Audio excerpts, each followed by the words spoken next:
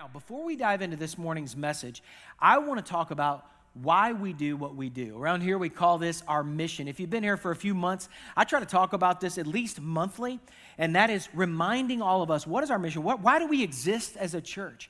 We say it this way: we want to be fearless followers of Jesus who change the world. Now, what in the world does that mean? What is a fearless follower of Jesus?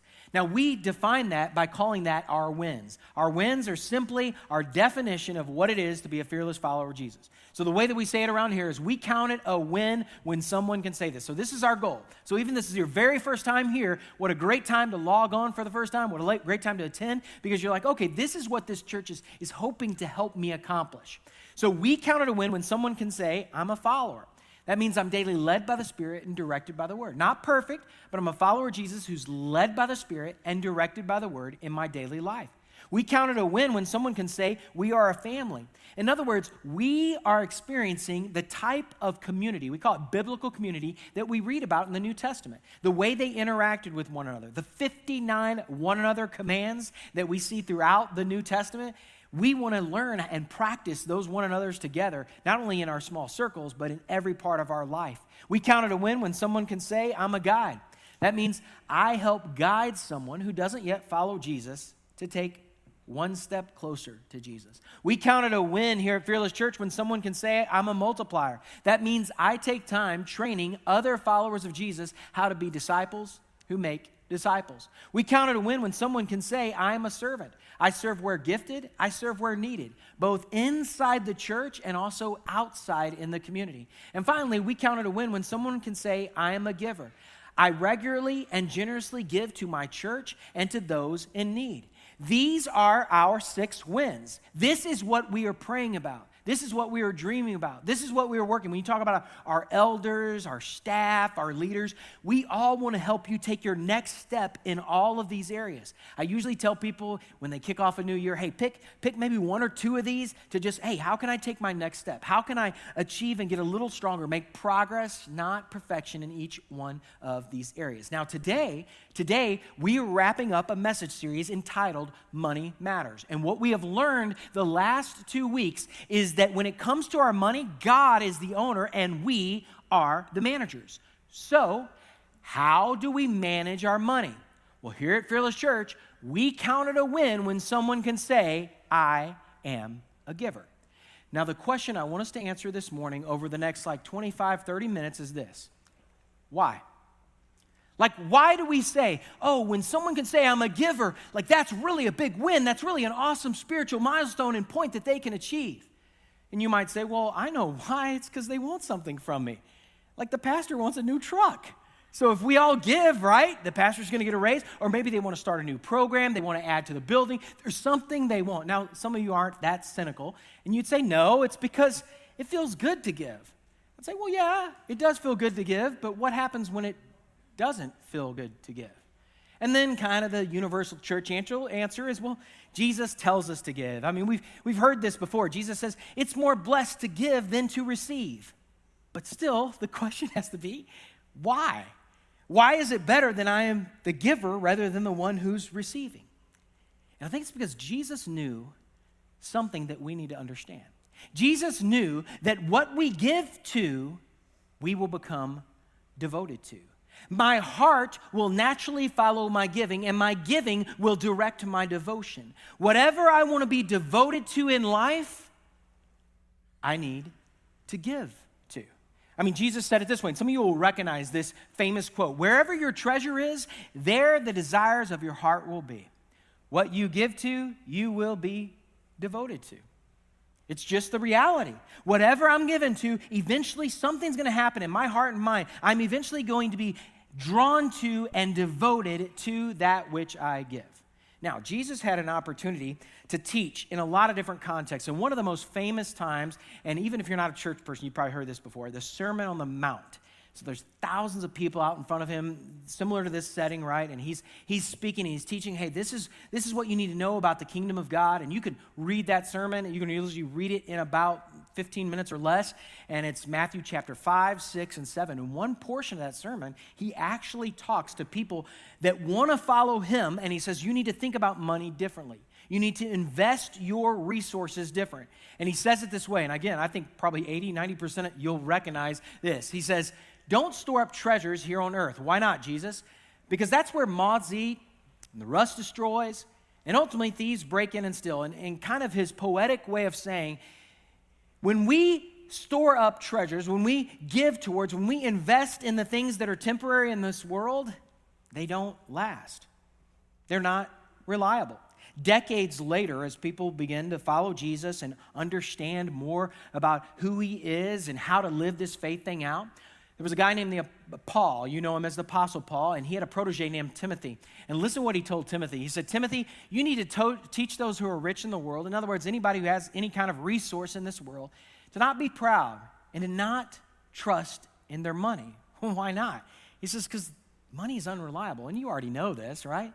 Every one of us has a story where there's times where you look in your checking account and there's money in there. Some of you are more shocked than other times, right? You're like, I can't believe I have, right? You also have times where there's been a lot of prayer because there's that negative sign, right? And you're like, oh man, something's got to happen. And that may be in your past. Sometimes that may be in your present. For some of us, it could even be in our future. But Paul says, look, the money's not reliable. Instead, what do? We trust in God.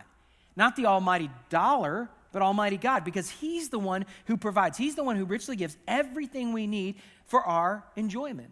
So Jesus would say, look, don't store up treasure. Don't invest in that which is temporal. Instead, and you probably remember this, store up treasures in heaven. And then he kind of just flips it and repeats what he said. Moths and rust, they cannot destroy that which we invest eternally. Thieves cannot break in and steal. So why? Why should I invest in that which is eternal versus that which is temporal? He says, because wherever your treasure is, there the desires of your heart will be also. Your investment will drive your devotion.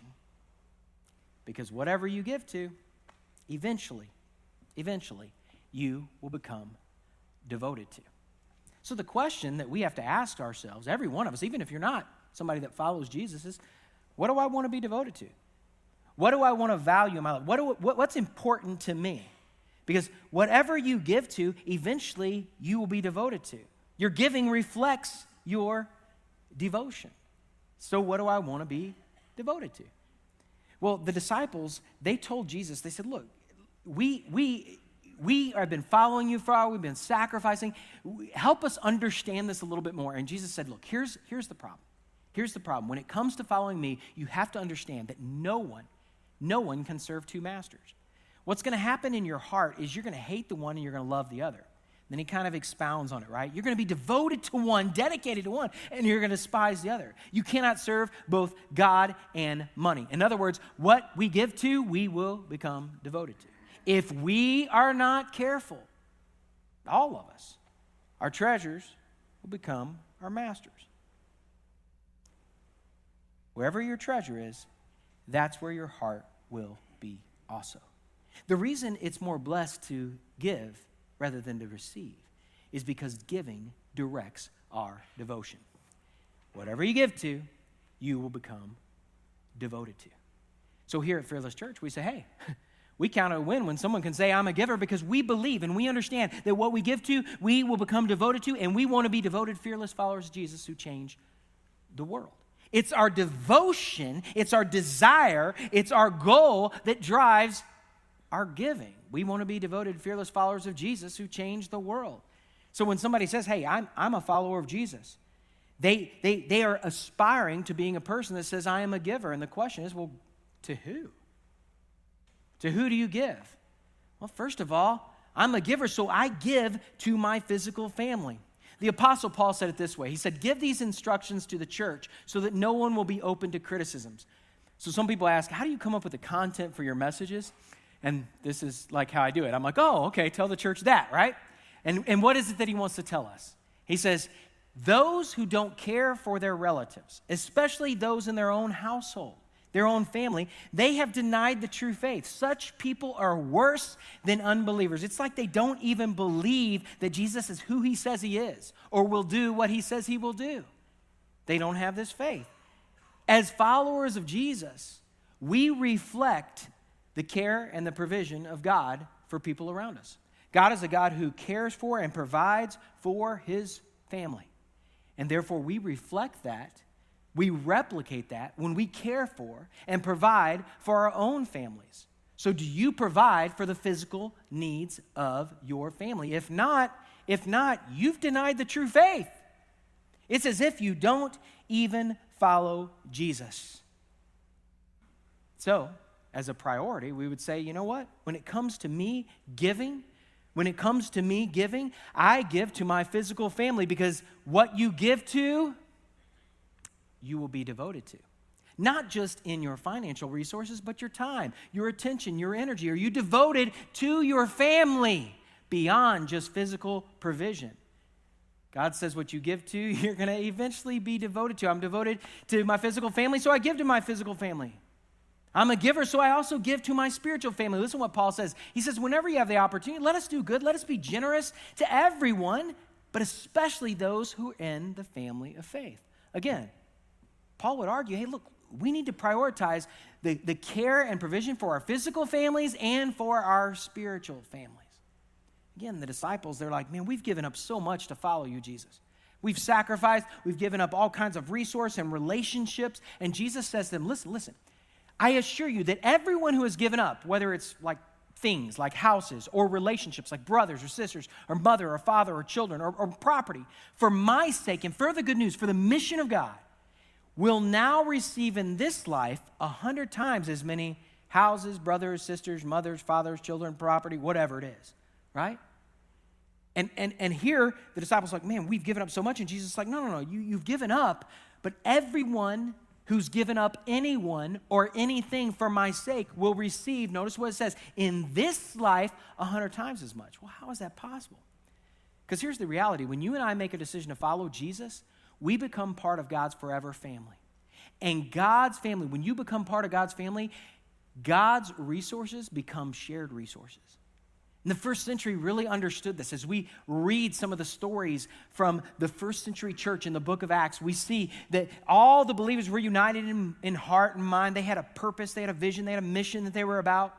But they felt like what they owned was not their own. So what did that look like practically for them? They shared everything they had. Their thought was, if God owns it all, then all resources are shared resources. It was crazy because there were no needy people among them. How is this even possible? Because those who own land, those who had extra, let's say, land or property, they would sell them and bring the money to the apostles, and they would give to those in need. Here's the reality. As followers of Jesus, we own nothing, but we can share everything. So like my truck is not my truck, it's God's truck. And y'all need new tires, and there's a few things you need, right? But you can, like even in my community group, it plays that way. Like we share provision among our group. And that's an example. Like there's people in our group, they're like, you have a truck, help us move. And I'm like, I'm not gonna help you move, you can have the truck, right? You know, like we share resource, right? And that's how it works as a part of the family of God. That's why Jesus says, like, you've given up, and that's true, and you're devoted to giving to your spiritual family, but you now receive in this life 100 times, because now it's not just your resource, it's our resource together. We're part of the same faith family, both in resource and relationship. Some of you, the honest truth is, you've made a decision to follow Jesus, and as a result, it's cut off a relationship. There's somebody who said, no, man, like that's not the route I'm going, and it ended a relationship, and you think, man, now I feel alone, and God would say, no. When you come to follow me, you become part of the family. Now you have a bunch of brothers, a bunch of sisters, a bunch of mothers and fathers and property. Now you are part of the larger family, and God's resources are always shared resources. So I'm a giver. I give to my physical family, I give to my spiritual family, and I give to those in need. Listen how Paul said it.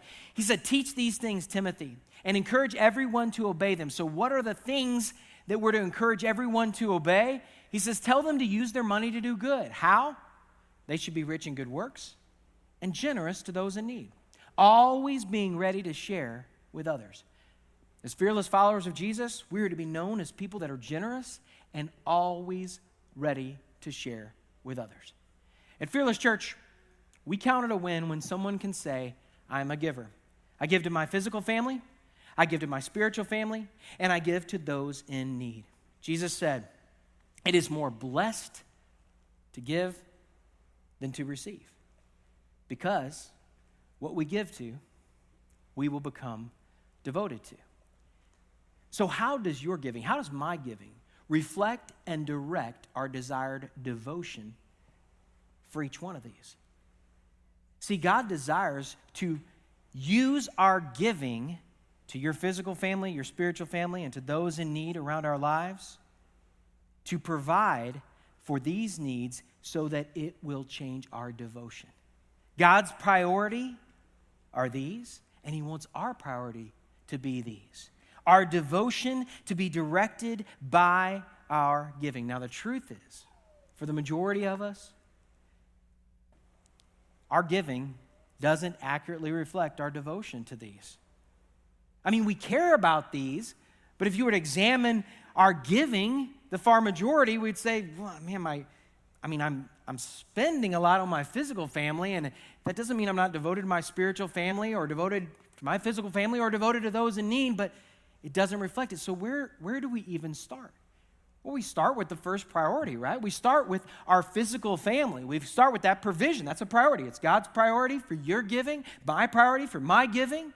So here's what I want to challenge you to do. When it comes to your physical family, I encourage you to start giving below your means. Now, every one of us has heard this phrase, don't live beyond your means. And you know what that means. That means I'm spending more than I'm bringing in. And I want to challenge you to consider giving below your means. First, I challenge you to change the word living to giving. And here's the reason why. When we say the word living, it puts us in a scarcity mindset. And what I mean by that is, man, this is all I have to live on. You feel desperate. Scarcity, I don't have much. But when you start using and thinking in terms of giving, you have an abundance mindset. Look at how much I am able to give. Now, I knew this guy, phenomenal giver. Great guy, loves Jesus, phenomenal giver. And this guy owned his own business, so his income fluctuated. But he said to me, look, I made a decision a long time ago, and he's been doing this now for over 20 years, that I was going to give 75% of God's money to my physical family. And he said I divided it in 3 categories: monthly spending, short-term saving, long-term investing. And so you and I would say, oh, I get it. You're living off of 75% of your income. And he would say, no, you got to change your mindset, Chris. He'd say, you got to change it. You got to change it to giving. I have an opportunity to give everything away. And I am going to give 75% of what God gives to me to my physical family. Because what I give to, I will eventually become what? Devoted to. My family gets the lion's share of my focus, my time, and my resources.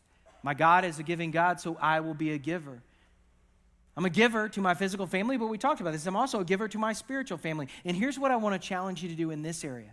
I want to challenge you to start giving by faith. Start giving by faith. The people of God has always struggled with trusting God with our current resources and especially our future resources. Sometimes it's easy. When you've got money in your pocket, man, it's easy to trust God. But is he really going to provide for us in April? I mean, April feels like a long way away. What about next year? What about retirement? What about when the kids get ready to go to college, right? What about when they drop out of college and go to college again? Like, what is God really going to provide for us? And I know the church answer is yes, but we've got to have faith. Like, will he provide? And here's what's strange. When the people of God in the past would withdraw and withhold and say, man, we don't know if we can trust you, God would say, hey, why don't you just put me to the test? Like, see if I will provide. And the context of this, the context is he says, bring all the tithes, that'd be 10% of their crops and everything, into the storehouse, so there'll be enough food in my temple, in my house, in my family. If you do this, he says, I'm going to open up the heavens for you. I'm going to pour out a blessing so great you won't have enough room to take it in. Try it, put me to the test. And the question is, today, do we trust that if we give to God's family, God will provide for our family? I mean, come on, what would that even look like to start giving by faith? For some of us, it would mean that we just start giving regularly.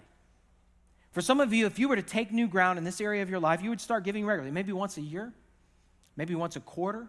Like my grandparents, their thing was, like whenever God gives to us, that's when we give back to his family. So they did it based on paychecks. So when I was a little bitty boy, that's when they were like, man, just whenever you get paid, that's when you give regularly. And if that's you, I would challenge you, take the next step. Maybe you give a specific amount.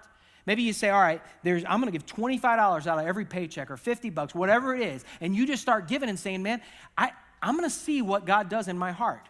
I'm going to trust him because whatever I give to, I'm going to become devoted to. And a bunch of you want to be devoted to God.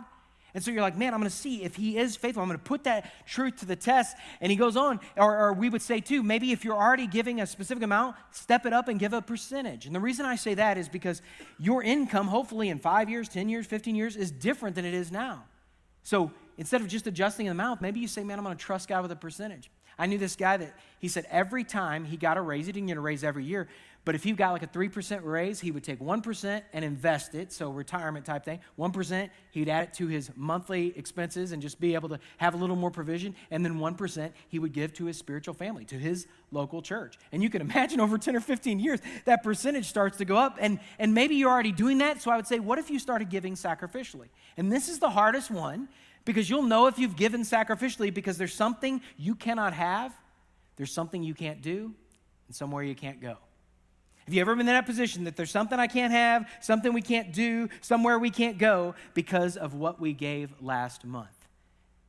So here's my challenge for us. In 42 days from today, or 6 weeks, is Easter.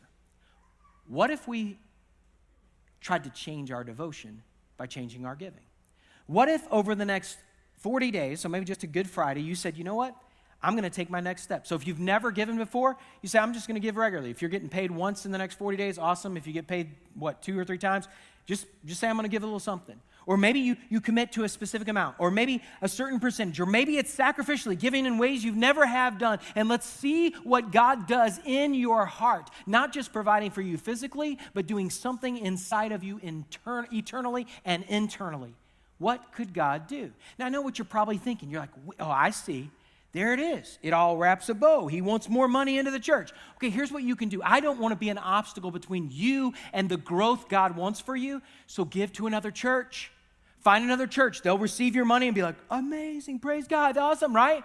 Or if you say, no, I trust you, kind of, give it Fearless Church, and at the end, after Easter, if God has not provided for your needs, tell us, and we'll give you back 100% of what you gave.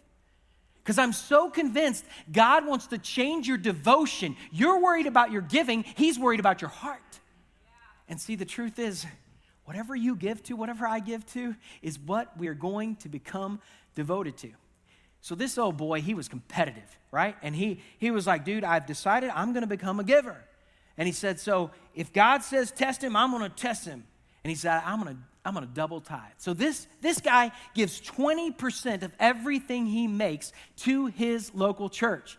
It's crazy. But he told me, he said, look, Chris, I'm going to tell you something.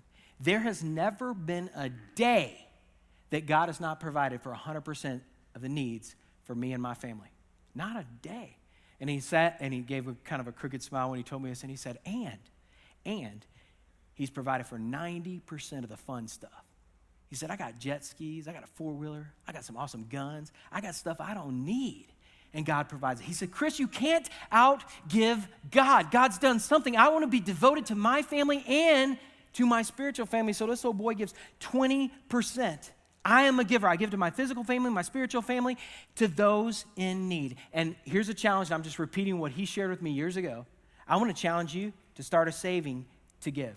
Start saving to give. So what he does is he saves 5% of his income, and he created a savings account, puts that money in there, and he said hardly a month goes by that God doesn't provide an opportunity for him to give to somebody in need. And this is the coolest thing, because when that guy has told me stories, this is when this big old Southern boy starts crying, and he's like, man, you don't know what it's like to be able to be used by God to provide rent for somebody, or one time they were able to do a used car, not a great car, but at least one A to B. And he said, it's so amazing the things God has allowed my family to experience and to see, because we were determined to be generous and ready to share with those in need. I'm telling you, that guy challenged me in ways like no other. He would say, I'm a fearless follower of Jesus, I'm a giver.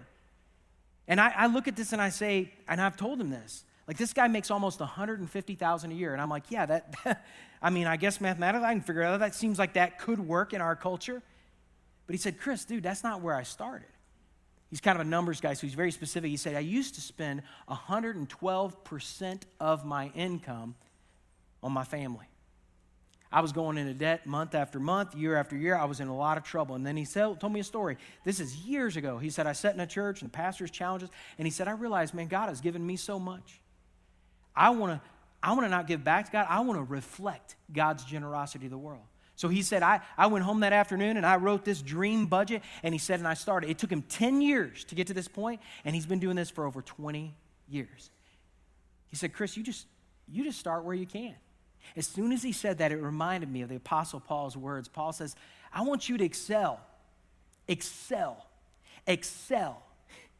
in gracious act of giving. And then he tells us practically, just give in proportion to what you have. Whatever you give is acceptable if you give it eagerly. Because remember, what we give to, we become devoted to. It's about our heart, not an amount of money. And so, then Paul promises or gives us a promise of God. God will generously provide all you need. Then you always have everything you need and what? Plenty left over to share with others. God is generous to us so that we can be generous to others. What would it look like if you and I actually believed this? Jesus said, truly, it is more blessed to give than to receive, because whatever you give to, you're going to become devoted to. So my question today is not, what do you want to give to? Don't worry about that. My question is more, what do you want to be devoted to?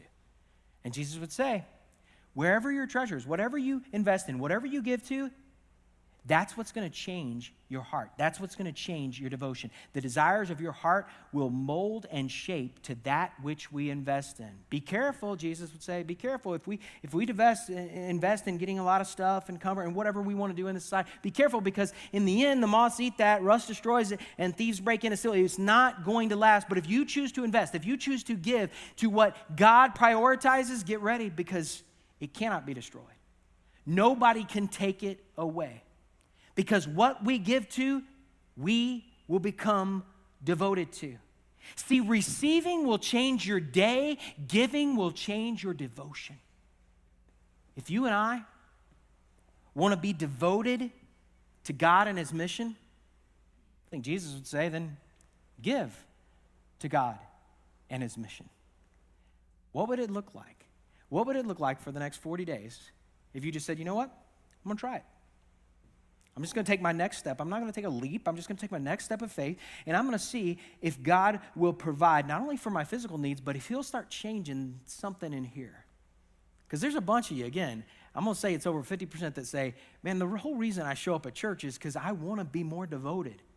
Like, no one in our church has ever said, man, I'm fully devoted. I'm awesome. I'm great, right? Everybody admits in our church family that, man, we got to take more steps. We're getting there. But, man, a bunch of us, myself too, man, I want to be fully devoted. So if that's you, what if God changed your devotion when you changed your giving?